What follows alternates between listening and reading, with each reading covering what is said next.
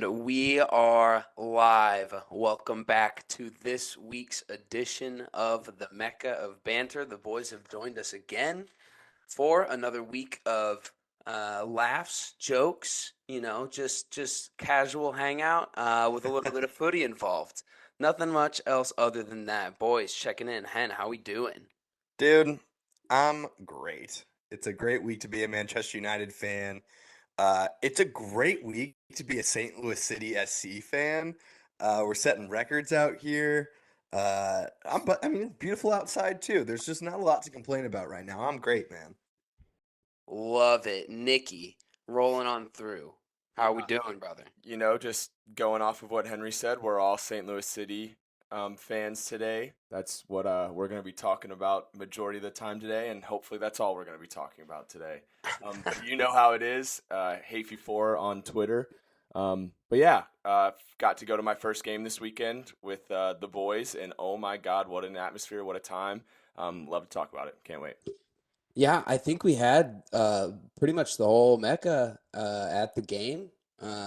Just about missing Hen, but it was an excellent time. Butchie Gucci Mane down there. How we doing? What's up, fellas? Good to be here, man. Doing well. Great weekend. Was fun to go watch the game and see everything up close. The stadium, the game itself. It was awesome. It was really fun. Um, my stress levels are nice and low because Liverpool didn't play this weekend, so that's another plus. Um, Life is good, man. You guys catch me on Twitter at Ryan Butchart. You definitely won't see any tweets, but I'm always going to say that, so I'm going to send it over to Winks.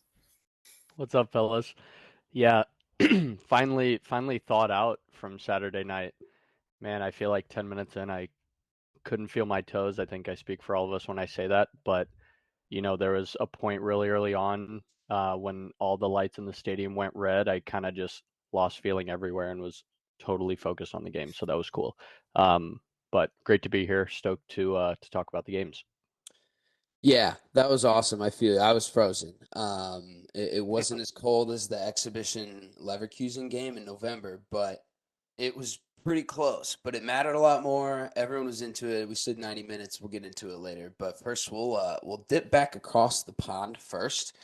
We had a weekend. Everyone kind of had a weekend except Butch, who just didn't have a weekend. So there's a couple things we want to hit on. So. I figured we'd start with the disaster that was Spurs 3, Southampton 3. And I think maybe some of the disaster comes even after the whistle. Conte has a rather explosive interview. I truthfully didn't watch the interview. Hen, if you want to give a little bit of a rundown, I watched Yeah. clips, but I refuse to actually step into that. Yeah, so the main thing, and honestly, the clips are really all you need to see from it. Most of the time, whenever managers, have a post-match presser, a lot of the times they're just talking about what went wrong and, why we lost the game, whatever it was. And there's a lot of like PR management in that. Like they say the kind of the same consistent things. Oh, like the other team just like ran more than us today. We just were unlucky with a couple of bounces. Antonio Conte, Spurs' manager, decided to go the complete opposite route, and essentially called out all of the players, called out the ownership team, called out the recruiting team, called out every single person that's affiliated with the Spurs club for having no desire, for not wanting to win trophies. And I mean, some of the I guess like headlines were like, never has he ever been in any club where there's just no mentality of winning whatsoever. That like he's never seen so many people okay with complacency, which we can sit on this podcast and like banter about that because we're so many miles away, we're nobodies in the grand scheme of things. But to hear the manager of the club say that, I was like, yo, this is I feel like it was a press conference that like I had never really heard anything like that. Truthfully, the closest thing that I can think about was like last year Ralph Ragnick said something about United, saying how like in order for us to get back to where we need to be, there needs to be open heart surgery and everyone can see where the problems in the club are. And he was referring to the Glazers, referring referring to the players that we had on the field, but this just took it to a whole new level. So as a non-Spurs supporter, it was really crazy to hear about Tottenham. And now in the following, following 2 days, there's just been headline after headline after headline about how Conte's probably going to get dropped this week. Yeah, it's to hit the game 3-3. We'll dip into that, and then I'll throw my points out on Conte. But the game itself, it was a little bit of what you want to assume you're going to get with Southampton, bottom table. They sprung good counters on a counter-attacking team, and on a team that had to break them down. It didn't take till Pedro Porro in the 46th. He had two prior chances that were almost equally as good as that, and he rocketed it over the bar, and he almost rocketed that one over the bar too. It just went off the bar and in. So it was cool to see him score that goal, and everyone at that point looked kind of behind it. Second half, they go up on a Harry Kane classic Kulusevski cross into the corner, and then 3-1 on a Perisic something of a scuffed volley bounce into the ground that bounced over the keeper. Haven't seen enough from that guy, and then they just completely unraveled. I got a text from an Arsenal buddy, Spencer Osterman. He's like, "Man, you hate to see the Gooners 12 years later still dogging the Spurs." As we let up a goal to that guy I'm not even going to mention because I can't even. I'm sick of him. And then a really unfortunate VAR. I don't know what happened. Call in the box. Did he touch him? Did he not? He might have nicked him. He sold it. It was a pen. James Ward-Prowse wasn't missing. I got to see the golf swing yet again on the other side of it as a Spurs fan, which feels great. So that was a bummer. It sucks. And when Conte started that interview and started going into his presser, mostly about the players at the time, everyone was like, "Yeah, dude, yeah, for sure. Like, you got to close that out. You're Tottenham Hotspur. You got to close that out. You're up 3-1 with 15 minutes left." And then he went into just really a tirade. A lot of things I've seen is that he kind of does this towards the end of his tenure anyway. He defends himself. He puts himself. He's a back dog in a corner. But you're right. This was to the level that I'd not seen prior. Frankly, it's another day at Spurs. All we do is beg for one normal day, and a little bit of consistency, and everyone's gonna be okay. But no, I think I texted Hen that Antonio Conte is not the martyr that we wanted. He is the martyr that we needed. Everything he said was true. Like I've sat on this podcast for a minute now, and it's like, you build these stadiums, you do this, you do this, you do this. You have all this business and marketing outside of the club. You treat yourself like a top 6 club and do something. It was kind of cool to see him say that. I do think partially to a certain degree, you're the manager in the locker room and you kind of also have to manage what's happening on the field. So he's not blameless here. But another thing I saw was, if 3 girls break up with you and because they keep telling that you have bad breath, you don't blame them for being picky. You go to a dentist. Like the Daniel Levy circus and circle that we are all a part of is just going to happen again. You fire a manager 3/4 of the way through the season. You let Ryan Mason step in, sit down, have a mediocre end, finish 6th, 5th, and we're back in the cycle. So that's it. I don't have a ton else. Like it's a miserable situation to be a part of. Every season I look forward to hoping for 4th place. Like we have no trophy title, so we have no ambition to get to those trophies. He played a B- team against Sheffield with 8 teams left in the FA Cup with a real chance to go on. That's on Conte's hands. That's blood on his hands. Like there's a trophy available, and he didn't do it either. So where do you start? Right? It all goes back to the same guy. I can sit here and complain about owners all I want, but it's almost doomsday o'clock over here at Tottenham Hotspur.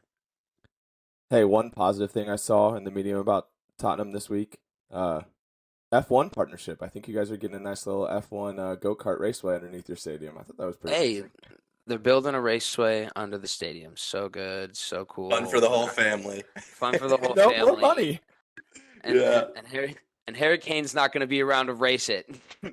And all that money's not going towards new players either. I think we know that. Bro, That- Yeah. That's what I Kane is thought was staying. That's what I Harry thought was Kane's crazy is like obviously you guys business wise may be doing okay, but like didn't do anything in the transfer window really. You're about to have Harry Kane like needing an extension and you're needing to splash cash to get more people, and then I see you're spending millions of dollars on an F1 course. In I your will city. say though, I think not it's that I funny. ever want to knowingly shout out a Spurs player, but their star signing from January did get his first goal for the club. Pedro Porro, right? First Sure goal. did. He did. Hammered it. He did. He looked okay. But yeah, no, yeah, Nick, to your point, like it's not going to the transfers. It's not going to anything cool. We've done it for 20 years. They've been in charge of the club for 21, and they've done great things outside of it. 10 of those years, Spurs were miserable. So like, there was a process to where you have to start doing the business outside of the team that's not doing well to bring in the funds to do the things that you want to do with the team that you're trying to bring in. They're not doing the last part of that. They're doing everything up until that, and then they're not doing the last part of that because Daniel Levy's an idiot and has to make sure that his name is on the signings that they bring in. He's a good businessman. You can say that all you want. He's not a football guy. Bro. He's bringing more things into the stadium for fans to do besides watch Tottenham play. Yeah. I've Is, seen people, on Twitter are like, dude, I used to really love going to White Hart Lane, but the people we see now at Tottenham Hotspur Stadium, there's a lot of people just there. Like just Probably an tourists, amusement people park for around. some people. Yeah, for sure. For sure. it's like going to a Cardinals baseball game. It's like people are there just to like for the Yeah. vibes. They're not there to watch the game. But And the birds win trophies, that's true. Does Tottenham bring back Poch? Is that what's going to happen? I just have a feeling it's written in the stars, bro. I think that they're going to go for Poch or Patrick Vieira. I don't know which one, but I think it's going to be one of the two. I think it doesn't matter if we're gonna stick doing the same things that they've done. If you're gonna let a guy start a fucking project or like have a plan with multiple transfer windows, a la the guy on the other side of London. If they were shit. Arsenal was shit for a couple years. It was awesome, but then he literally pulled together a project, and we're seeing where the benefits are rewarded. Let a guy do that. If it's going to be Poch, that's fine. If it's going to be the Brentford coach, if it's going to be, I don't even really care. I want someone who is going to be funded to be able to put a plan in place over a period of time and weed people out that need to be weeded out. Like that stat when Spurs got knocked out 5 years ago and Eric Dyer and Ben Davies and Davinson Sanchez all started that game, and then they started the same game 5 years later, 2023. That made me sick. That made me sick. So I'm okay with Pochettino. Sure, whatever. I think that'd be cool. It'd be fun. He was the only guy that the Spurs have seen in the last 10 years that have been fully, truly Spurs. Like, he loved the club. He loved what he was doing. He loved the players. And, like, it was evident. All the other guys on their way out couldn't have been whatever. It couldn't have been less. And he was devastated that he lost that job. So, yeah, that's yeah. Pochettino in, Harry Kane's gone. It's doomsday. I'm already accepting it. I don't know where Harry Kane goes. That's a whole different conversation for a whole other day. But we'll slide on to another rather disappointing result for our boys in blue. My note on the outline today was Chelsea 2, Everton 2, the good, bad, and the ugly. And I thought that was pretty representative of the game itself. Nikki, you want to take it? Yeah, absolutely. I think it's interesting because I'm going to kind of piggyback off what you were just talking about with Spurs and kind of that cycle of firing a coach and continuing that process. Because prior to this game, I had my Chelsea boys over to watch. I was super excited, must-win game in my mind. So I was like, all right, let's get the vibes up. We're going to watch this game. My fellow Chelsea supporter, Joey Beeg, is still on the Potter in train. And I was kind of asking him, picking his brain on why. And he kind of brought up that point of It's kind of been a vicious cycle for a lot of the coaches of recently at Chelsea, coming in, fired, signing, trying to do something, trying to find an identity, having a bad stretch of games, and then fired again. So while that was happening and while he was talking to me, I was kind of getting a little bit of vibes, high energy, super excited for the game. Wasn't completely on the whole Potter in, but the lineup that he produced for this game, I was super impressed with, and it's something that I think I talked about on the previous podcast that I hadn't seen before, of a lineup that I 100% agreed with. And I think this one, besides of course Kepa in goal, which I will get to later on, but I was really happy. I was like, okay, Potter's coming out, must-win game. He's producing a really good lineup. I thought we started great. I thought the creativity was there. It's another point that Joey B pointed out to me as well. I was asking him about the identity of Potter. Where does he see it? He was saying that before in the possession in the final third, it was a lot of holding the ball in the wings. Now we're a lot of quick passing and trying to find that immediate ball into someone's foot. So Jao or Kai. So I was definitely seeing that as well. The part to me where it went bad, as Hoover, you alluded to, was the substitutions. I can't fathom the subs that he was making as he was making them.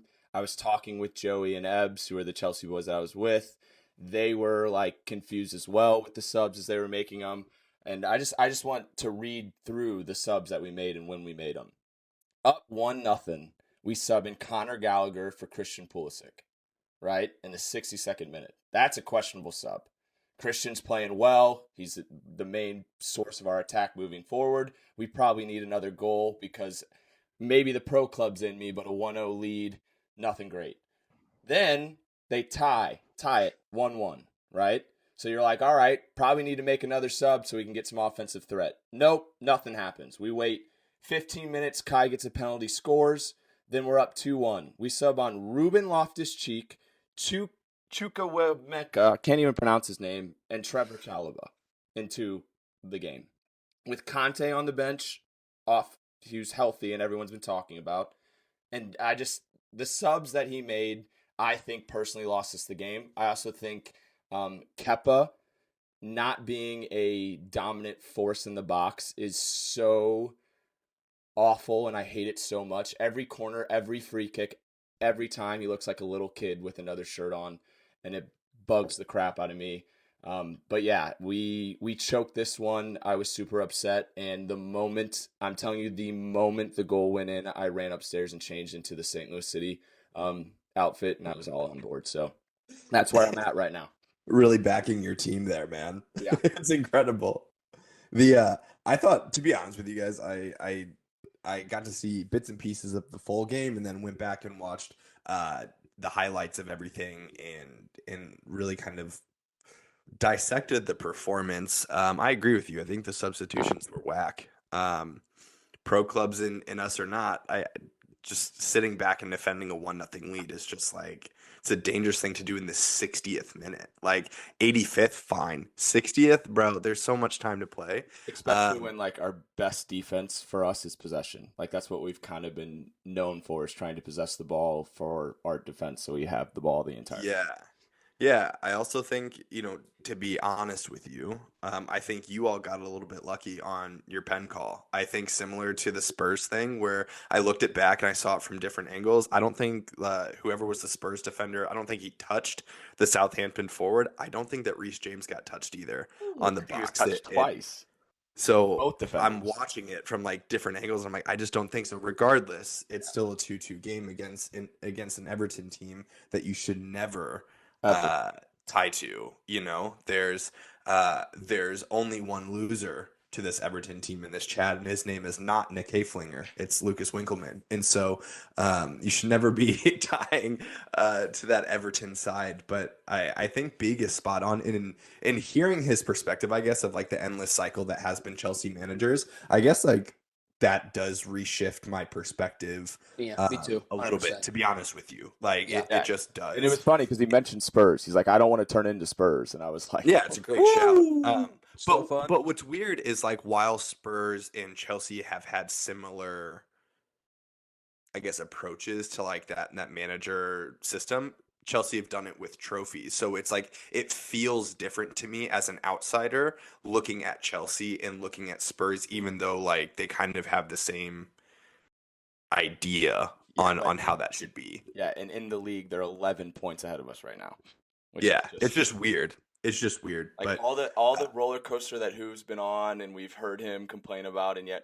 we're still 11 points behind them, and it I s- hurts me, hurts I'm me going. on a I'm going must-win with game. you guys are getting a trophy from now until whenever happens before Spurs, because Oh, that rebuild has to happen where Spurs finish 10th and really look inside themselves and figure it out from there. So sorry, continue. it is just weird though that even with defensive substitutions made, you all still didn't close out the game. Which you could look at the coach for not bringing in Mudryk or Madueke or whatever. However, Conte. your guys have to like play the game, and they're just like losing it. I think Kepa is at fault for some of the Both things like you goals. said, but Koulibaly wasn't great. Batashile wasn't great. Just not great games from the guys. It's disappointing to lose to that team or to tie to that team. Sorry.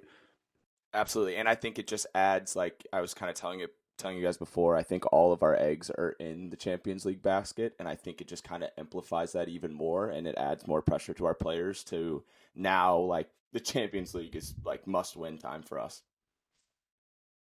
Good luck on that one.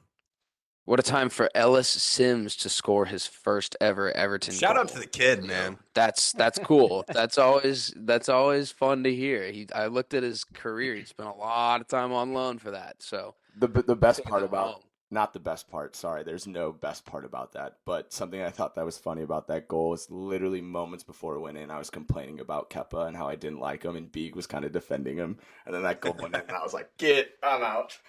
Yeah, he absolutely walked Koulibaly. Oh, Like he made him look like a little looked kid. like he It didn't know was how to walk. nuts. Like, Yeah, I was like, bro, what? It's not like Sims is like the fastest guy in the world. He's like 21, so he has legs, but yeah. like And it was Koulibaly, how nuts. I've been telling you guys, like with his feet, he's not the best. So like we've been kind of reliant on his defensive attributes, and that clearly didn't help us there either.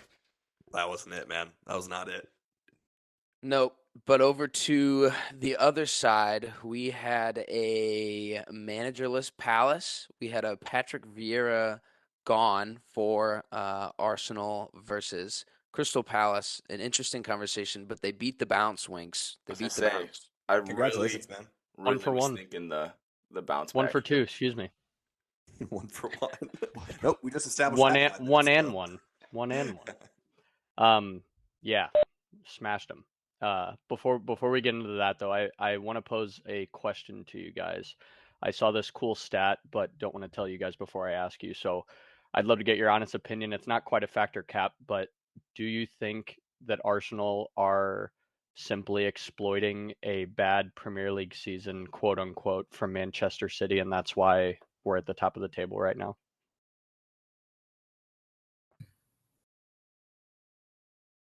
I think exploiting is the wrong word. I was gonna say, I hope that's not the case because Because I feel like you'd be able to exploit someone in like the games that you play against them, but you lost against them, so you didn't exploit them. And I think you're capitalizing on maybe them not picking up as many points, but by no means do I think it's exploiting. Yes, it is true that Chelsea, who historically have been a top 6 club, are not good right now. Liverpool are not great right now. Like United are getting better, but like they're not challenging for the title. So this is your year to win it, I think, but I don't know if exploiting is the right word. You guys are capitalizing every chance you get. still both have two Premier League teams in the Champions League too. So Right, that's fair. But for background, because I wanted to ask it because I saw this clip from a show that was recapping Premier League games, and they were saying that Arsenal has matched City's highest point total after 27 games in the last 5 seasons, which is crazy to think about because of how dominant City has been in the last 5 seasons. But I want to point out that City's only lost 4 games this year, so it's not like they've right. I don't really consider us exploiting them whatsoever either because they've only lost 4 points, but City's only 1 point behind their average of 62 points by this time in the year with this many games left. Um, So I'd argue that, they're right on pace with where they've been on average over the last 5 years. And only two teams would be above this many points that we've gotten in this season at this point, and it was City's team in 2021 and 2022. They would have beat us on goal differential, and then the Liverpool team of 1920 is the only other team that has gotten this many points this early in the season, which is kind of crazy to think about. But for Yeah. what it's worth, for Arteta, like Hoover was saying earlier about trusting in a manager and letting them kind of play out a project, for Arteta to do this without ever having any prior head coaching experience at this level, and to do it in 3 seasons after inheriting an absolute shambolic squad full of huge egos, I think is pretty remarkable no matter what team you support. Regardless, smashed Crystal Palace 4-1, 8 clear of City, although, they do have a game in hand. I think that the story here is the same as a lot of our wins. Is the first half Arsenal blitz was in full effect per usual, and I think one area where we continue to be strong in most of our games is to press really hard at the beginning of the game, especially in the first half, score early, put teams on their heels, and we did just that. One thing that kind of stuck out to me in watching the game and then rewatching some of the highlights was that we've talked about it a little before, but we tended to have a little trouble finding that last bit of quality in the final third and scoring on some of the chances that we created. And I think that we did a much, much, much better job of that in this game, hence scoring 4 goals. But, shouts to Patrick Vieira after we went up 3-0. The Emirates was screaming his name, and,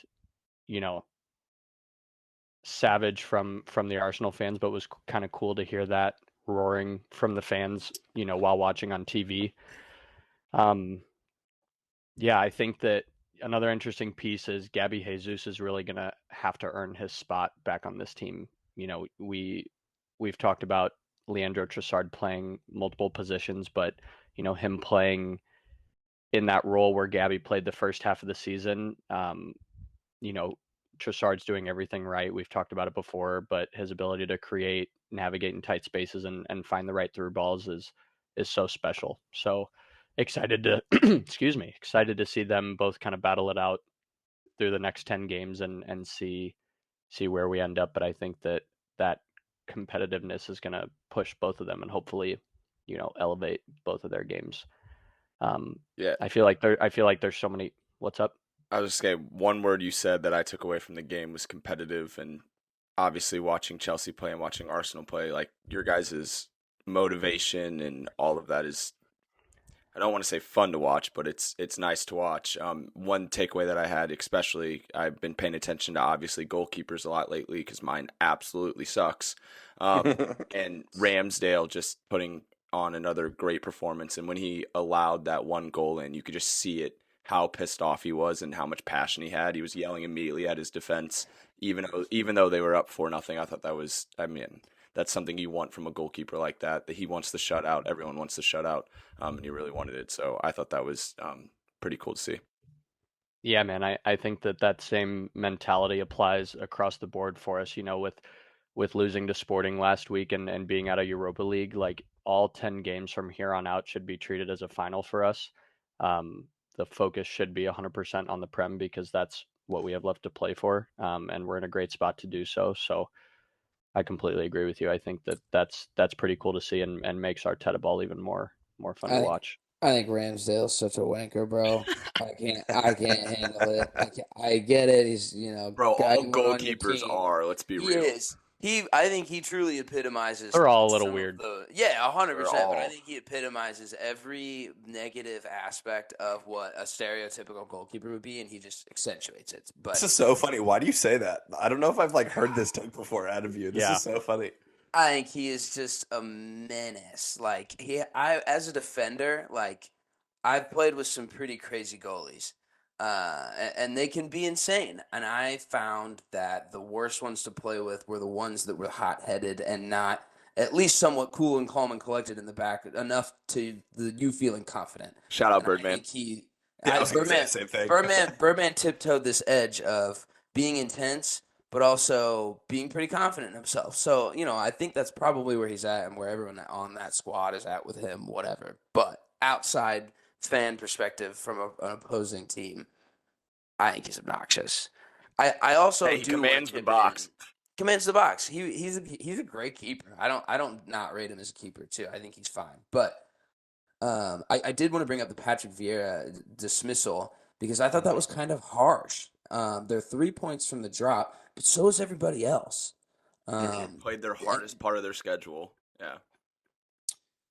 Yeah, I mean, it was just interesting timing. Like Crystal Palace doesn't strike me as a team that the players on the field are going to be able to rally themselves together all the time to keep themselves up.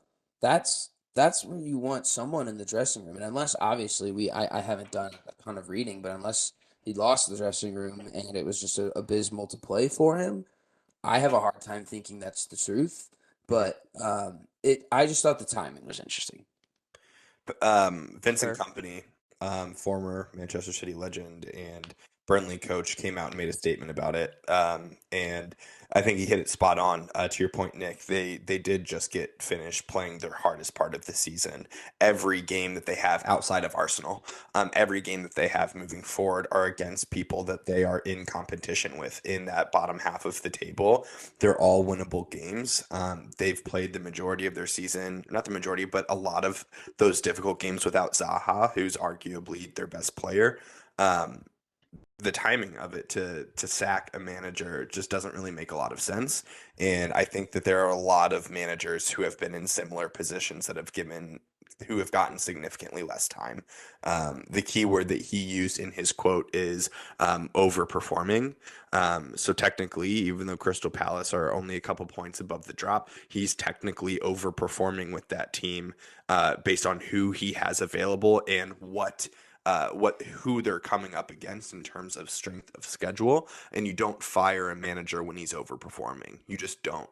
You do it when he's underperforming. And so Vincent Company came out and made that statement, and I agree with it a lot. I certainly, of all of the managers I thought were on the hot seat this season, Patrick Vieira never even came to mind for me. So unless they have someone else that they're like clearly lining up and they have this really great idea, I think it's going to be weird, and I don't think that this is going to be the last time we watch Vieira coach in the Prem. I think he's fine.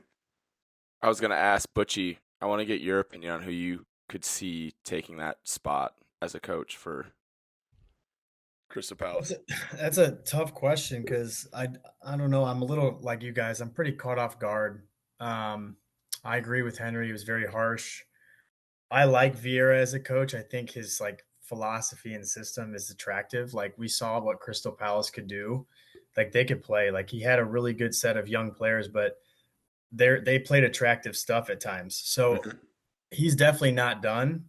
He'll be getting another job soon. There's no doubt in my mind, but I really don't know who they go for because they are a club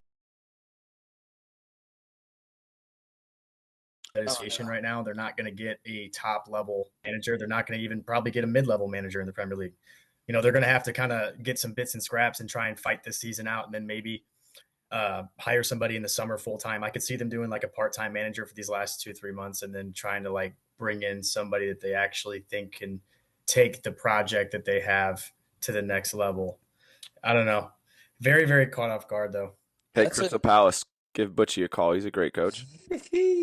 Hell yeah. man's I'm that that's a staying, man. s- that's a scary team to pick up. Like you're 3 points from the drop, so you basically you play for 10 games. If you're a manager taking that job, and then what? You could get dropped. You could go down, and then you're the manager. Like Yeah. no one's gonna want to take that. So I think you're right, but they're looking outside of England. There's not many candidates out there that I would say are like, yeah, that job sounds great. Like Jesse Marsh, maybe. I think You that's want the to know something guy. crazy? That was the first thought that I had, and then I was like, I don't know. He's a relegation hero. He's not a full season hero. Give the guy 10 games. Like I think that there's They get guys like relegated that. again, and then he There's never gets a job in the Premier League ever. I we mean, see guys. that Look would at be true. Deitch. Yeah. We see guys out here doing that all the time. But yeah, there were a couple other Prem games of note. Newcastle caught 3 points and at the death against Nottingham on an Isak goal.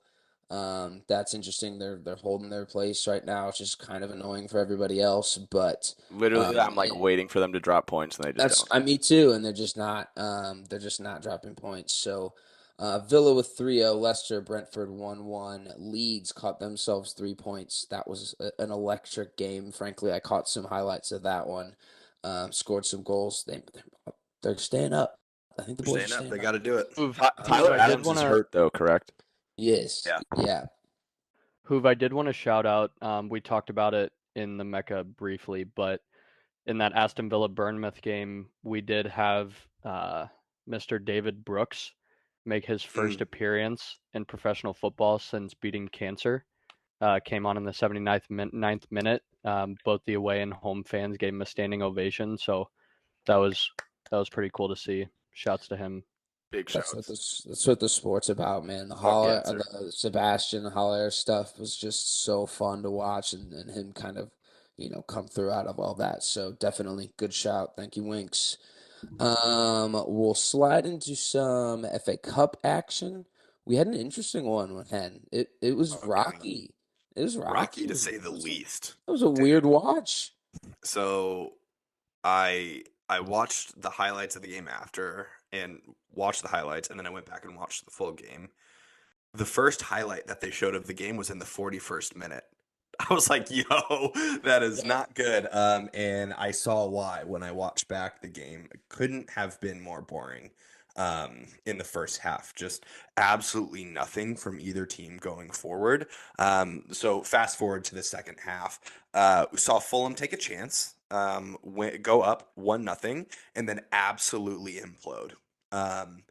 So for those that didn't watch the game, there were technically 3 issued red cards in the game, 2 to on-field players, 1 to a person of the Fulham staff, because United had a fast break, went down the middle of the field. Sancho cut it back, took a shot on goal. Willian, who made an absolutely unreal track back. Willian was like in the other box and made it all the way back by the time we took our shot on goal. Hit it with his hand, went to VAR. It was a clear red goal scoring opportunity on the line, threw his arm at it, blocked it, is what it is. Unfortunate. However, in that time, when the ref was over at the VAR stand, one of the coaching staff from Fulham came over to try to like get in his ear at the VAR stand, which you can't do. They've made it really clear that you can't do that. So immediate red. Then when he's coming back onto the field and does the whole like motion of VAR, points to the spot, Mitrovic, who had just scored the goal to, put Fulham up 1-0, decides to get in his face and then like bumps him with his arm for no reason and is just yelling at him, pointing at him in the face. And so then another red card. So 3 red cards in 1 minute's time. One may say that Sancho could have had an easy open goal, but nay, he wanted a 1,000 IQ play and get 3 reds and a penalty on one play. So, Bruno slotted it home. And then I think 3 minutes later, we had another goal. And then we had another goal in the 90th plus. So as high as I've been on Manchester United all season, and I'm still high on them. This is not a slight to them. This international break that we're going into could not have come at a better time. We look tired as fuck when we're playing. And this game, I think, epitomized it. We had nothing going forward. Scott McTominay did play hide and seek the entire game, just was nowhere to be found on defense or on offense, just couldn't find out where he was. Sabitzer played the entire game, which I love to see. He scored. I love to see that. But man, it sounds weird to say, but we missed Fred in that midfield, like having some established consistency, because Sabitzer and McTominay together do not work. It does not work. So in all honesty, like a very honest opinion, I think we're really lucky to be advancing there. It very easily could have been 3-0 the opposite way. We all know, and we've all spoken about how dangerous Fulham can be this season. And I just think that they imploded. Had that not happened, if they get the penalty, if United gets the penalty, because that was unavoidable, if United gets a penalty, it's 1-1 and it's 10 against 11. I still think we have a game there, but I think going down to 9 men, it just there's just nothing you can do on that. So, um, unfortunate for the neutral watching that game. I'm super grateful that we're going forward, and the second hand treble, I guess, is still alive, if you want to call it that. But like, I think we got really lucky on this one. I don't think that this was our best by any means. No one's calling it that, so you can keep. I have heard the worst treble of all time. Yeah, been- that's what it been is. thrown That's, out. that's what it is. Yeah. Yeah, it's the worst trouble. Also, like, what I will say is if I'm looking for positives, because, I'll be optimistic here. Bruno did have 2 goals. Of course, one of them's a penalty, but his second one, if you haven't watched it, he took it so sweetly, absolutely hammered it into the net. And Anthony changed the game when he came on. Like I said, we had absolutely nothing going forward. The first 50 something minutes of the game, Anthony comes on and at least makes things dangerous. And we have 3 goals after his appearance. So it's nice to see. Anthony doesn't always change the game, so it's nice to see that he did in this one. So Did he come on after the red? no, before actually. I didn't know, so that was another. Yeah. I think my favorite last thing I'll say, I think my favorite tweet that I saw out of the day, other than the 1000 IQ play by Sancho, because I think that's really funny. My favorite thing that I saw was Dan James and Andreas Pereira are currently on the field at Old Trafford with a smiley face, and it's just a photo of Ole Gunnar Solskjaer like in the tweet. Like, I thought that was just absolutely hilarious. But that's really all I have for this game. We're on to the next. I texted Dobes after I watched it. He texted me after the game. All we said to each other was, "We move, LOL," and that was it. Like, yeah. Yeah, and Mitrovic looked lively, dude. Like there was absolutely no reason. Like dude, you can be mad all you want, but like he went to the monitor, bro. Like you can't change decisions. I don't know why you're getting so up, and he got in his face. Like Yeah. I think you're right 100%. There's more game in that if he stays on the field, but they shot themselves. Especially him. Like, it could, like, you could make an argument for anyone else getting sent off, and even Willian's been crazy this year. He's been great, but Mitrovic is the goal scorer. Like, especially in that situation too. You go down a man, need to just dump balls into the box, which is what he is known, like, awful by him. That's exactly what he did on the goal. He got to it. It was a great goal, and he missed a very similar chance a little bit prior. Like that was stupid, but that's a manager's nightmare. Other FA notables: City won 6-0 against Vincent Kompany's Burnley. That kid from Norway is doing it. Yeah, there's no other way to say it. He's scoring so many goals. What is it? Eight goals in what was it? 8 goals in 3 days or whatever it was. Yeah, insane. Just gross. I don't even think we don't even need to tactically break it down. No, I just did want to say, Bogey had a thing in the Mecca last week about how easy his goals were. I rewatched the Burnley game, and these ones, they may have been easy, but the runs he was making at the speed he was making, oh my gosh, he is so fun to watch and different. And also, I hate to just like completely stop us in the middle of this podcast. We have a special guest that is about to join us live. Everyone, welcome Mr. Sindobri. Connor Sindobri. Sir. You're in the middle of the pod talking about Manchester City, Burnley, and welcome to the pod. What's up? What's up, uglies? There he is. We were just talking about the Norwegian scoring 8 goals in the past week. I mean, I hopped in at a great time then. I was literally just watching the highlights of the game. How's everybody doing? It's good to see you. Apologies for the fans that were missing me for the first however long it was of the show. The fans that were missing me. They're missing me. It's great. Nobody said anything, so you're good. Huge personality. It's great. It's great to see the fellas, but yes, I mean, as we all know, Erling Haaland is an absolute freak, and I can just leave it at that. We were talking about. We've always talked about like cities. STL City's been getting lucky with all these goals, right? But we keep coming back to they've got to be in the positions that they're in to be able to force these goals and get the possession. And I think the more you watch Erling Haaland, He's just there all the time, and not Always. everyone can be. So his goals may be simple, but Nick, yeah, I think you're right. He makes runs, dude. He's And one of fast. and one of the ones that I know we didn't want to go crazy in depth in this, but one of the goals that I thought was just it's like describes Holland of late was Phil Foden's off the post to him. I don't know if you guys saw that, but Phil Foden took a shot and it rang the His post. path. And it literally went right to Holland's left foot, and he one-timed it in off the post. And it literally looks like the man is like running, knowing that it's hitting off the post, and I'm gonna hit it off the post and in. It's just he's in the right spot and he's bagging goals. And that's a skill set in its own right, Yeah, right? 100%. Like we see a lot of players like get lucky being in the right place at the right time, but to be in the right place in the right time 8 times in 1 week is there's something to be I think said that's for that. partially what makes that take from Bogey so ridiculous. Like, And being a His are. Ronaldo fan, just I mean, like, dog, I've seen some goals where it just deflects off of you and you just get lucky on that. He literally just put himself in the perfect position 5 times in one game, 3 times in the next one. And like, he's also not making just like easy tap-ins all the times. Like a couple of those midweek, like in the Champions League, balls coming out at him off a deflection, and he's hammering it with into the 3 net. guys in goal. Perfect He's just technique, smoking. like finding. Yeah, I'm like, Bogey, sit down, bro. Like that's a terrible take. I do think it's crazy because we're sitting here talking about like how big of a freak that Holland is. I mean, let's take one guess because we all know there's one player that in 2023 has more goals than him. Let's all take a guess at who that player may be. I mean, Henry, I saw your hand first, man.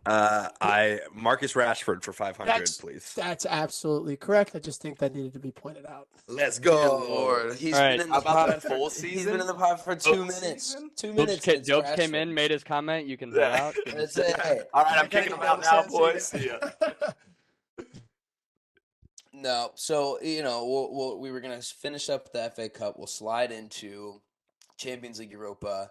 We City won 7-0. Like whatever our predictions were the week prior. I think Butch said he had Leipzig. Receipts. They got me. punked. That was me. Yeah, that was Definitely definitely don't. not Butch. I will say the only thing that was kind of disappointing, but I mean, obviously the 5-goal spectacle is cool to watch.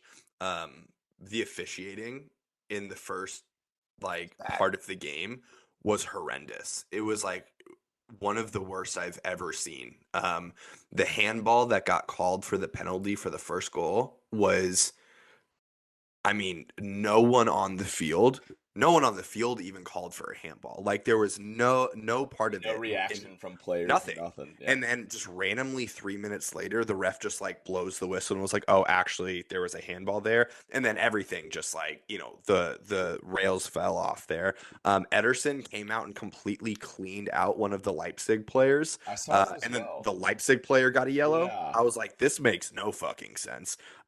So yeah, great spectacle of 7 goals, but I think that like after that penalty, I think the air got completely deflated out of it.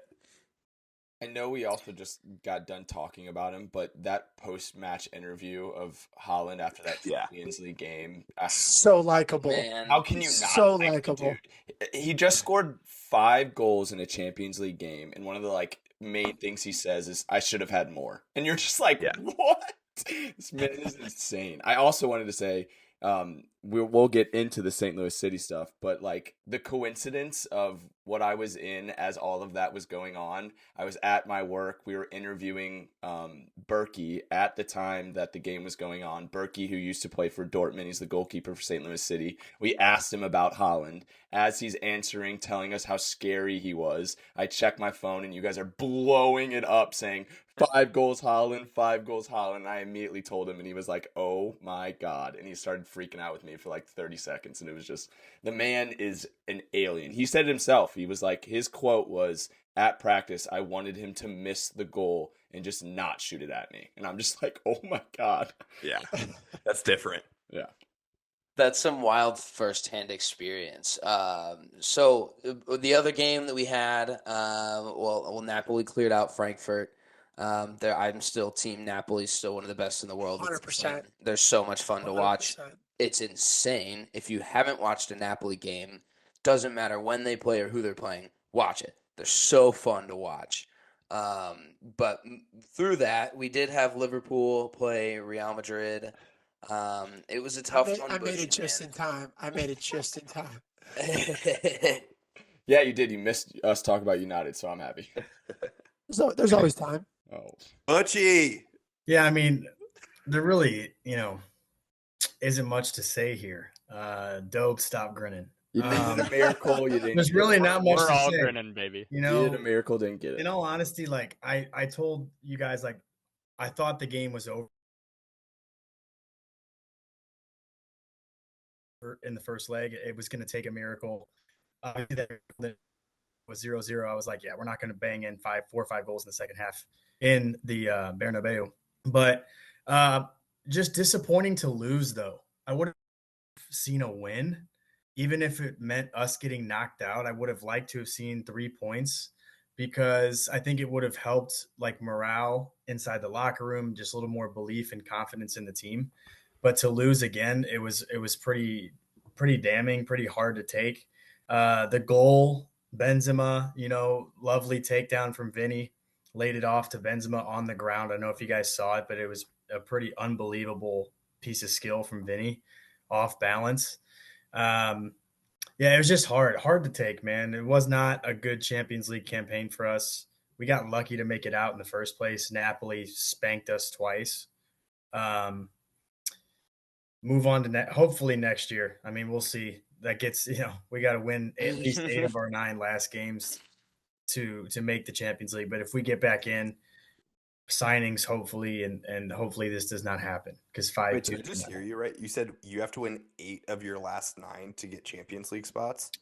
No. I said there's 10 games left. I said realistically speaking, we'll probably need to win 8 or 9. Okay. At the pace still. that the other like Newcastle and Spurs, like we're going to need to win at least 8 of those, in my opinion, to solidify the Champions League. Yeah, so you need them to drop points in for you guys to pick up. Okay. Yeah, we just got to win out a lot of these games, and like I said, I don't know if that's going to happen if the self belief and confidence stays where it is right now. Because we look a little bit dejected. It's so hot and cold. So we'll see what happens. We'll see what Klopp comes up with to get them moving back in the right direction for these last few weeks. It does feel that way. Watching them, I agree. It's like some weeks they're excited to be out there. Other weeks, not the same enthusiasm to play under Klopp. But yeah, that's tough. We'll tip into Europa. United boys, they won 1-0 against Betis. I don't think we need to glance on that too much. 5-1 aggregate. Actually, I'm not even going to let you glance too much on that because the other one was way more entertaining for me. Winksy, the team that lost in the Europa that I would like to make note of was the Gooners. Give me your thoughts on the sporting team that I would like to be noted on this podcast that I said was really good. So I'm pretty sure you were the only one. Did you pick them advancing or no? I'm pretty sure that I called Arsenal and Sporting getting into this very tight end on penalties situation. And I also said that Goncalves was sick and he scored a worldie. So and he was sick. Truthfully, I did text into the pod after though that I did wish Arsenal had won because that means they would have had more games throughout the week. Looking at it objectively, but Winks, take it away. Yeah.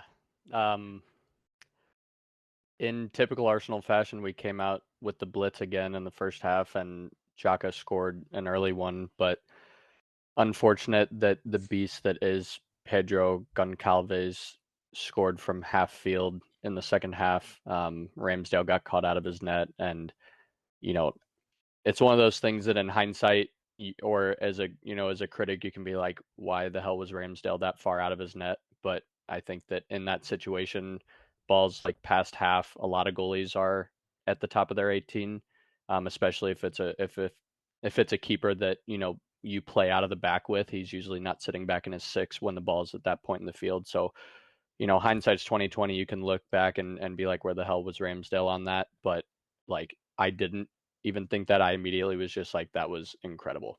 Yeah, it goes in And I against think Kepa, I can tell you that. Yeah, well, yeah. But I think we can all agree that that was just an absolute bonkers goal, and the nuts on that guy to even go for it from that far out, like that's good for It was him in crazy. his It own was right. crazy. Like it was a half, like shot from half, and the ball was underneath him. Like it wasn't Yes, even yeah, out we in front talked to about where he that. could step into it. So as soon as I saw that, I was like, "How strong is He that got guy?" so much power on that to be able to carry it that far, and just by inches over Ramsdale's fingertips. But honestly, I think that, we all kind of said something in the Mecca when Arsenal released their lineup before the game, and we were all just like, this is not the lineup I was hoping for, especially not playing all of our dogs in the first leg. To see, a lot of these guys, a lot of these bench players, Reece Nelson, Gabby Jesus, who is great, but isn't, wasn't back at full fitness yet, and a couple other guys, Tomiyasu at right back. Um, that didn't necessarily give me crazy confidence going into the game. And then Saliba getting knocked and taken out pretty early on, Tomiyasu getting injured and taken off early on, um, you know, putting in a cold Rob Holding is never good. Although he played fantastic against Crystal Palace, he was one of the guys I didn't get to shout out, but played incredible in that match. But this one wasn't his best, drew a yellow card as well. Um, I think it came down to us just not playing the dogs and not carrying momentum, especially at home, and not taking advantage of that atmosphere with the great starters that we have. But we move, and like I said earlier before Dobes got on, the last 10 games, every single game should be treated as a final from here on out, knowing that that's our main priority. Sucks to lose in penalties too, more than anything, right? Like if it wouldn't have sucked as much if we would have lost in regular time, would have sucked either way, but something about losing in penalties in a knockout stage of a game just blows. And the extra 30 minutes that those guys have to put on their legs in a Yeah, really bro. tight season anyway, that's like pretty much worst case scenario. That's the last thing that anyone wants. I will say that I think that's where you sort of, and I heard a lot of different pundits talking about this after that loss and the Crystal Palace new manager bounce that came at the week. I know you guys talked about that game, but that loss in a lot of people's minds, like after that, could have very well been like, all right, Arsenal doesn't have it. They have injuries. They're not going to respond. And they did respond at the weekend and got a good win. I will say that this is just Arsenal's not all the way there yet. They're very good in terms of and the best, most consistent team in the Prem. I don't think they have the depth yet to continue to win in Europe, which I think they will do in the summer. And I think that's sort of what you saw. You saw currently they're not at the place to be able to play those guys. Or, I mean, when you do have a healthy Gabby Jesus, but what a tough first game to have him start back into against a sporting Yeah. side that is extremely tough to play against. It's extremely tough to break down. Um, so it's great to see Arsenal continue to be a small club and only want to go for one competition. I wish I could say the same, but They United's just not there. If you guys somehow win the worst treble in history, we can talk about that, but Well, until I was then, curious, Lucas. I Trouble's a did trouble, baby. A trouble's a I trouble. can't wait to hear what you're curious about, Henry. did you and Nate like how was the funeral? Say what? How was the funeral with you and Nate? What funeral? The end of the dynasty. I think it lasted like what 2 weeks. The Arsenal dynasty. Maybe by your definition, that's okay.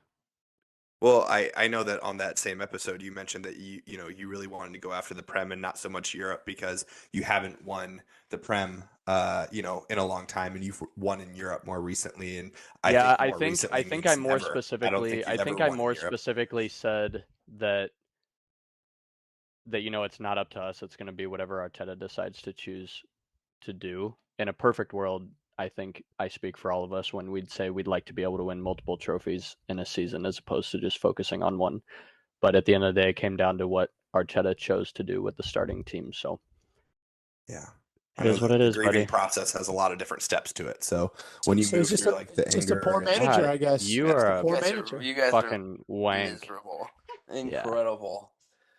The only teams that When win Arsenal multiple wins trophies, or when United wins, Man they're City, I will say, Real Madrid. like regardless, the Europa League, like not just the United Sevilla fixture, but like Juve versus Sporting is kind of a spicy. Like Juve has started to string along some games, and we just saw what Sporting can do. It's like United may be the favorite, but there's definitely some teams that are in Europa League that can for sure find a way to win it based off of the draw. 100%. Yep, agree with all the takes. That's our recap for pretty much everything else we've needed in Europe. We're gonna slide into our weekly flowers and showers section with our very own Nikki Hayflinger. Give it to us. How we doing? How we doing, boys? This week's flower and showers. I'm actually going to start off with showers first and flowers second because I think the second flowers may lead into some more discussions moving forward. But the shower, we kind of talked about a little bit, but it kind of I want to do like almost a two-parter. Fulham absolutely collapsing with those Reds. I mean, that's definitely has to be the showers this week. I also think another shower with it is VAR. I think VAR is so inconsistent and no one knows. We talk about it every week. Every time there's a decision that we bring up that was wrong, I feel like on every single podcast. So I think showers there for that whole situation, VAR and the 3 red cards in a minute for them. Yeah, definitely the showers of the week for them. For flowers, as we were talking about before, we all went to the St. Louis City game. I was of course, going to give it to the alien Mr. Holland, who scored 8 goals this week. But another man who has been scoring a bunch of goals, Mr. Joao Klaus. I think he deserves the flowers, scoring another one in a dominant St. Louis City win over the weekend. And I think that's a perfect transition, Mr. Hoover, into that recap.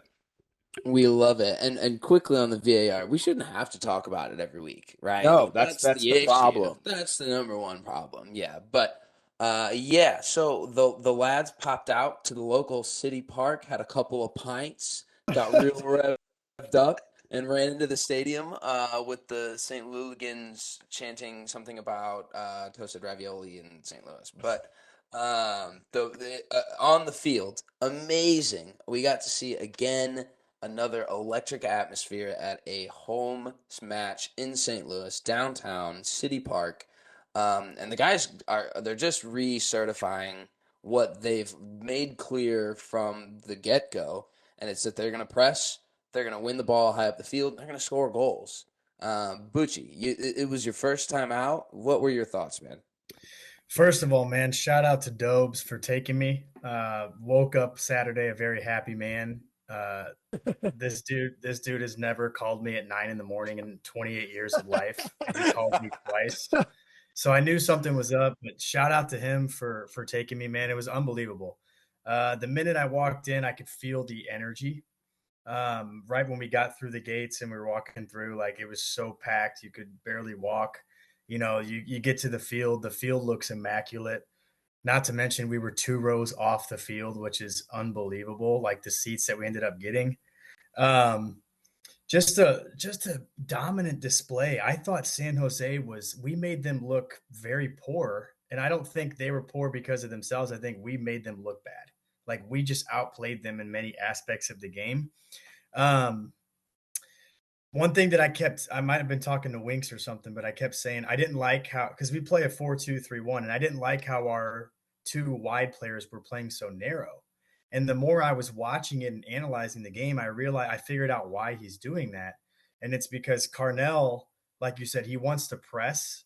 So when he overloads the middle of the field like that and they win the ball in the middle, they can just spring 4 guys straight forward and they're all within distance enough to actually combine and they're not too spread out. So I totally understand why he does it now. And it worked. I mean, we scored a goal off of it. Correct. Yeah. Klaus scored it. Yeah. We won the ball and Klaus scored. Um, just a great game, man. It was so fun. I really enjoyed the atmosphere. I had a few Coca-Colas, so I had a sugar rush going. Cap. It was, yeah. Buddy was buckled. Had a few sody pops. I did have, yes, chat. It was Coca Cola, I promise. But listen, it was amazing. I'm glad. Like honestly, I'm just glad I got to experience it with my friends. That was something that I wanted. Like going with my friends and you guys, like being able to watch it with a big group of people. It was pretty special. Just loved it, man. Yeah, and 25 degrees, I think it was. And Yeah. we still had a sold out crowd and the atmosphere was buzzing. I think you guys, and it, as well as Butch, this was my first time going to a city home game. an away team coming in there is going to be awful. I just know from personal experience of me and Dobes harassing San Jose's bench for the entire game. Those poor That guy. I didn't have a voice yesterday. did not like. Seamen. Most I seamen. feel so bad for any Seamen. team that has to come into St. Louis and play at City Park because I think the energy of the team and that high press, high energy mentality almost is like in the atmosphere of our fans as well. Like we have that like really like not I don't want to say like aggressive as like we're throwing punches or anything like that, but like we're into the game. We know ball like you guys were talking before. Like we're in on it. We're yelling at people the entire game. I thought it was funny.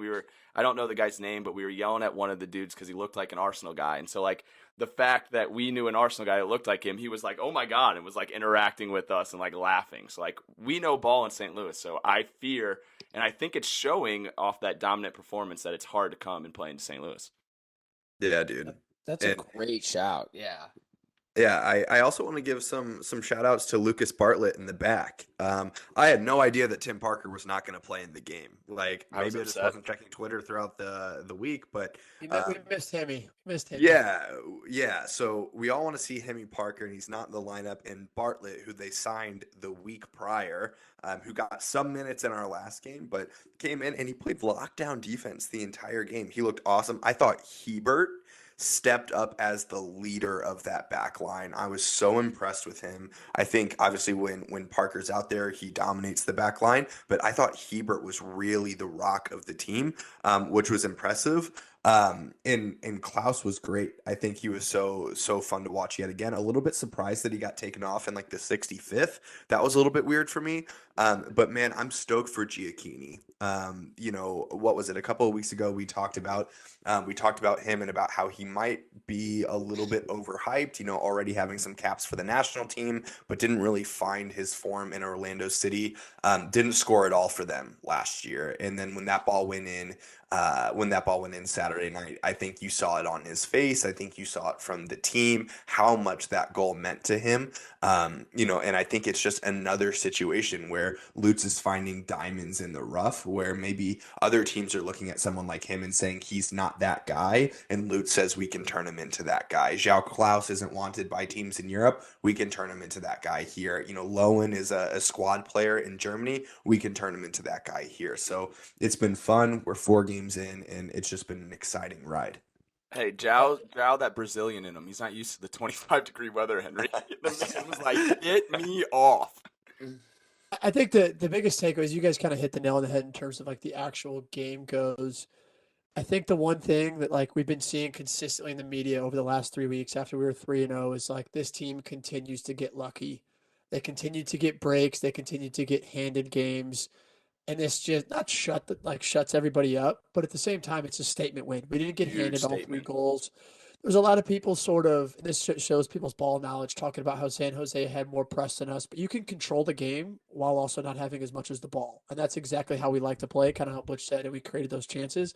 The one thing that nobody said is like, and I don't know if you guys mentioned it earlier, apologies, but like we're the first ever expansion side to start there at 4-0. Like first ever in the history in the history of the MLS.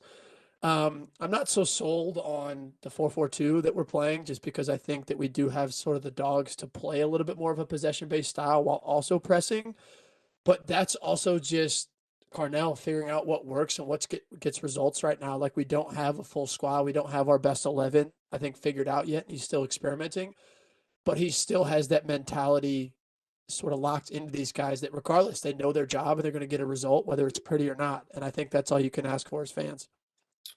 Yeah, I think you're right, and I saw some national media folks after the game, do the armchair analyst or whatever the MLS guy is, and one of the things that he pointed out, he was like, they played that game with a kid who was overlooked in the 2022 MLS draft in Hebert, and then Bartlett, who has bounced around and not played a ton, and not start their 2 starting, commanding center backs in Joachim and Tim Parker. And he's like, teams in the MLS can't do that.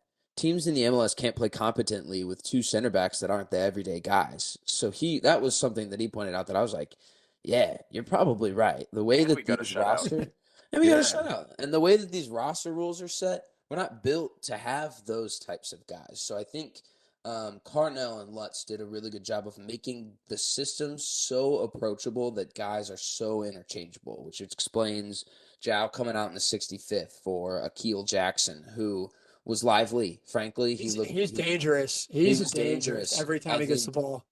there was some rust on his legs, but I thought he was pretty lively, and I didn't think the subs retracted the vision or what they were able to achieve. And we saw Ostrak get his goal too. I thought he took too heavy of a touch, and I was going to get back to it, but it's cool to see all those pieces interchanging and everyone else take notice. Like, oh, it's because they built the system that they said that they were going to build, and it's working because they brought the guys in that they said would fit the mold of the system, and top to bottom, Yep. that's just genius stuff. And I love that they're sticking with it because, like, you just said that, Hoover. And as I mentioned before earlier in the podcast, we had that, like, interview with the city. That's exactly what they were relaying in that interview. Like, they had a system. They came in with an identity. They wanted to find players that fit their system. That was their goal wasn't to find big-name players or all that stuff. They wanted players to find that fit in their system. Another thing I thought was interesting that he said during that interview was, like, a lot of their players are from, like, insight of other players, like someone being like, oh, I have a buddy who lives over here and plays this, and like, you guys should go check him out. And they're like really like investing in those people and like going out and scouting them based on some of the other players' knowledge. So I thought that was super interesting. It's interesting That they were super taking interesting that route as well. Well, it was an enjoyable day. It was, I mean, again, I've mentioned it every week, but being able to meet you guys at a pub and then go to a game where we actually are represented by a region and actually get obnoxious and sing stupid chants. That's the best, man. We've never had Legendary. that. That's the best. Yeah, Yeah. I said it to the guys that were at the game. It was nice, and we've probably said it so many times in the pod, and it's just reiterating it again. But it was the first time that there was 20,000 people for me in that atmosphere, and I would turn and look at a field, and it was a soccer pitch. You know what I mean? And playing the sport that I love. Every time growing up, it's always been a baseball field, a hockey rink, something else in St. Louis. But for the first time, 20,000 plus people all there to support a game that I've loved and watched my entire life, I think is so awesome. And I think I speak for all of you guys when you have that feeling as well. Yep. Yep. All right. Well, I think that wraps us up just about. We have a special factor cap from our main man, Gucci Maine. Gucci Gucci. All right, fellas. I like that. I'm actually going to keep it St. Louis City related since Okay. think Okay. it's the mold of today and what we just spoke about. Obviously, the rumors are flying around that Roberto Firmino could well be on his way to STL City in the summer. And I want to ask you guys straight up, if we bring in Firmino, a guy who's won it all, Brazilian international, phenomenal talent, could you see this team playing an MLS Cup in year one? Facts. Yeah. Shit, bro. I see him playing an MLS Cup without him, bro. Regardless. Hell yeah. So we got to be Hell like, yeah. obviously we want to put away our bias for our city and for our club, but like think realistic, think about the pieces we have, think about the way we play and everything. Everything's going great right now. I mean, does he give us that extra umph to really like push for a title in the first year as an expansion team? I think someone's. Go ahead, Nick. I was going to say, I think someone sent it in the group, but Lutz, I think, said it best. If they got Firmino, he would be the best player in the league immediately upon arrival.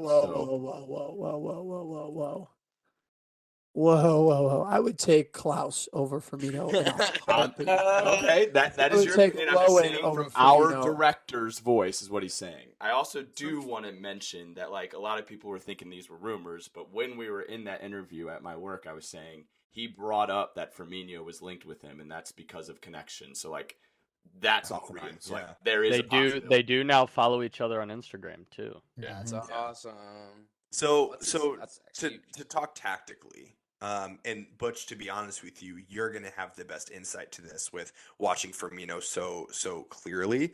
Um, to me, Firmino excels the best in a true like center forward, not as a striker, but as a center forward, like dropping a little bit off of what would be Klaus. What I'll be curious about, and this is just my lack of knowledge about Firmino, but how he'll handle the high press. So I think about someone like Giacchini, where he's still 50-50, but he's got the legs. He's got the legs to run a lot and to run all over the field into high press. If we have Klaus and Firmino both out there at the same time, do we lose that ability to high press? We certainly gain a ton on offense, but do we lose what's made us so dangerous in the first 4 games? I don't know. Good But shout. why I feel so strong in the fact is I know that it's only been 4 game weeks, but I've watched collectively more MLS this season than I've watched in the previous 5 seasons combined when I'm watching these other teams play, because I'm watching other teams other than just our opponents, because I want to see how they're playing when they're not playing us. I kind of want to have like an idea. Other than Atlanta, who I've been wildly impressed with this season, Fun. there Yeah, hasn't fun. there, dude, they're great. Yeah. There hasn't been a single team that I've been like, oh wow, they're really doing it. And there's a couple of other teams that either are undefeated or they've only lost 1 games. Don't get me wrong, but when I'm watching our games, we're putting together full performances from our 11 and our bench players, and I think that Firmino only adds to that. So for me, I think that it's a fact through and through. The only thing that I would be worried about is getting both of those guys on the field at the same time. And does that change the defensive press? And I can't answer that. I feel like you could answer it better, but that's my thoughts on it. Great shout. Could y'all imagine like walking into Mulligan's to get some wings and you see those bright ass white teeth? Yeah, those big ass Turleys. It's just Bobby Firmino. I'm gonna go fact. Just because I'm with Hoove and that I think even without him, like I think we haven't seen our best yet, and we're already 4-0. So I think even without him, I think this team has the ability to at least get to the playoffs. When you get to the playoffs, like who knows what can happen. And then I think if you add what arguably would be a player who's like played under Klopp, who's played in a pressing system, who knows what that work rate likes, who knows how to play without the ball. And then you also add that ability that he does bring on the ball. Like I'm just picturing like a low end Blom, like Bobby is a 9 or Bobby is a 10, like in the midfield against teams and how dangerous that can be. And then you still have those wingers that can press, and you still have Klaus who has that work rate where he's willing to just do the dirty work even when we don't have the ball. I mean, like I said, I think we can without him, but if you add him, like 100%, there's no reason. I'm with you, and I think you mentioned something that sparked something in my head, and Butch said it too. The way that they combine in the middle of the field when they do press the ball is so tight and so close quarters that Bobby Firmino can only accentuate that. Like we've seen it with Lowen, we've seen it with Klaus. It's 1-2 quick touches to each other, and then boom, they're gone. I think from what I've seen of Firmino, which we've all kind of at least watched him for the last few years, like it's been impossible not to. He is so good in tight and technical areas, and if that can do anything for the build up, those wingers have gotten up and been attacking threats every week that we've watched City. So if he unlocks something in the top part of the field, I don't see there's any reason why we wouldn't be better with him for sure. Yeah, I agree, and I think that on top of that, we beat Austin City, right? And last year I think they were ranked Austin FC, yeah. second in the Austin FC, excuse me. And last year they were ranked second in the MLS, made it to the semifinals and lost to LAFC, who ended up winning it all, but they were ranked second in the MLS, and I think that starting off the season beating them too says a lot about it. Anything else I'd say would just be saying what you guys have already said, but I think that was a hell of a start. And there's no way Portland's an easy game either. They've from the years that I've watched MLS Cup, of which some of the years was only the final, I felt like I watched Portland a lot. They've been around, I've seen them sawing those logs. I think that's a cool little thing that they do with their team, and I'm glad they got to do it once against us. But yeah, I'm just got weird feelings about this team, dude. It's just weird. Tingles. And one more thing a little bit outside the factor cap, but this year we may get to see an STL City SC All-Star play against Premier League teams, which would be very cool too. Yeah. That is cool. What are your guys? It's not really the part of the factor cap, but like, give me just a quick yes or no. Like, does he end up coming? I don't need Yes. I don't need Yeah. a reason, but does he end up coming? Yeah. Yes. I think he does, but I don't think it's as soon as we may think. He's gonna I think he's fucking love coming. emos. Yeah, I think he's coming. I think there's absolutely no shot. I'm not gonna lie to you guys. Really? I hate to be the have different. I hope. hate to be the different. I want it bad, but like he's also rumored like with AC Milan, That's Inter what I'm saying. Milan. He'll go there for a year or two, and then he'll come to He's St. Louis. he's 31 years old. It's like, would you rather go from living in Milan or downtown Have you seen Brentwood, bro? Come on. Butch is Great gonna place have to raise a family. Butch, you guys are gonna have a neighbor in Brentwood Forest. I think that's the only reason. I just think I think he's still got some years at a very high level left, and it's a lot to ask for somebody to come over. Not to say that like we're not appealing, but to very much a project and a first year team and a first year coach, where he can go to Inter Milan or AC Milan and still play in the Champions League. And I think that that's just a lot different than playing against FC Cincinnati at City Park. Which, What what do are you your think, thoughts Butchie? on this? Yeah. Obviously, yeah, you watch a ton of Bobby, and yeah, what are your thoughts? I think he's the perfect player for the club, for the system that Carnell plays. I think you guys hit all the points. I will say this to kind of rebuttal a little. I think Dobes is right that like Firmino has a good 2 or 3 more top years in him, but I want you guys to think about, in my opinion, the best player in the MLS right now, Thiago Almada. He plays for Atlanta United. He's 21 years old. He just won the World Cup. He was in the team. He played in the tournament. That kid should be playing in Europe, but he's playing in the MLS. Like he could have easily gone. He had a great year last year. He was phenomenal last year. Probably should have gone to Europe, but he ended up staying. He likes the league. He likes Atlanta. So, I mean, like that could be something like, I know Firmino is a lot older than him, but maybe he's enticed by being part of the project that Carnell and Lutz have Being built. the man. Yeah, he would be the guy, right? He'd be the man. He would be the perfect player for the system, like I said. His ability to link up is second to none. We've seen it for Brazil. We've seen it for Liverpool. I do think we could get him. I think Lutz is the deciding factor. We'll see what Lutz does. The man has magic in his hat, so he's been able to pull some players in. So we'll see. Coach, how good would it feel for you in the sadness that is watching Bobby leave Liverpool and the excitement of open arms welcoming him into St. Louis City? What would your Still getting a root emotions be for him? like? Yeah. Yeah. I would be super excited for him to come. Yes, I would be sad, but I think he's making the right choice. I think his time at Liverpool has sadly come to an end. 6+ years. I think we've seen from the perspective this year that Liverpool is a club that does need some revamping. And I think that Bobby is one of those guys that maybe letting him go so we can bring in somebody a bit younger, a bit more energy would be a better alternative in the end. So it's sad because the kid's won it all for Liverpool. He's won everything you can win. And he's been a vital, intricate part of what we've done. So it'll be a mixture of both emotions. All right, well, lads, I think that wraps just about everything that we had today, unless anyone's got any last shouts.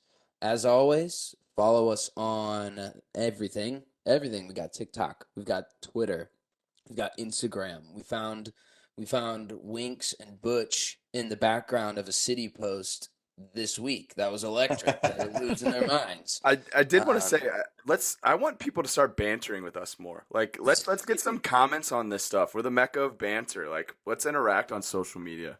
I mean, That's it. I know I haven't been as active because my team's not fun to banter with right now. But hey, Your team is awesome to banter with. St. Louis City through and through now. So Chelsea's my favorite team to banter with right well, now. yeah, for you guys right now. If you like this Chelsea decline, you're sick. But yep, make sure to hit us on the socials. We're active and alive as always. Hoof signing off here with the boys. Been a good one, lads. Appreciate y'all. Cheers. Cheers, fellas. Cheers.